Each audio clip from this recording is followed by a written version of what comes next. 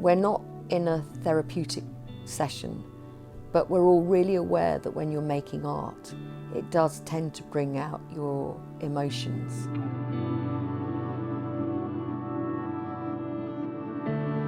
I had this idea about using body mapping as a process because it's an art technique that doesn't necessarily mean that somebody who's never ever picked up a paintbrush before can't become fully involved in. You trace around your body and then you draw all around your outline, and from that outline, which has been charcoaled onto the canvas, it's the point where your story can start emerging.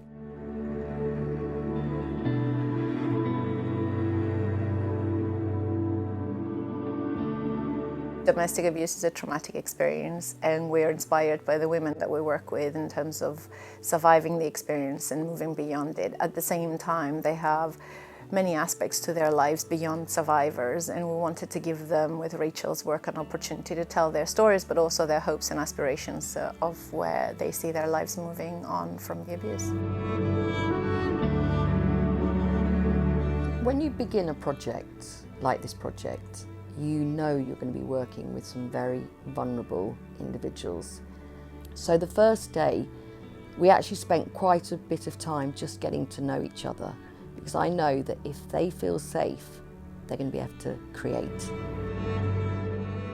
Who is calling me? Your face I can't see. Why is it you seem to hate me? Why is it my reflection I see?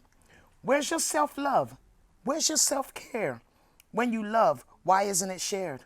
Emotionally unavailable, personality unstable. These are some of the labels. I won't listen to my biggest critic, because that critic is me. Time to be who everyone else sees. The darkness ends and the light journey begins. At the start of the sessions, there was a kind of buzz of nervous energy, which as soon as Rachel started explaining about the processing and explaining about body mapping, it quickly turned to excitement, and the women completely got behind the process. You know, these are people, they're not just facts and figures and distant statistics. They're not just victims, which is how society likes to see them. And it isn't just that they're somebody who society sees as a victim who's moved into being a survivor. They have a full life. They are a full person. It's very much about their life and moving forward and being able to share their story in a safe way for themselves, but also for other people. It's really clear that through the support they get from Advance, they're now able to come and be part of the workshops because they know this place is safe. We've talked about the fact that this affects every generation, and it even affects animals, it affects children, it affects the whole family. I want people to see that out of some of the most tragic circumstances, individuals can still do something that's really beautiful. They almost want the artworks to be there for other women to be able to find the support that they're getting. And that's really the ambition of the work. I always think it's necessary, if at all possible, to have some celebration event at the end of the process so they can actually stand back and really acknowledge what they've achieved.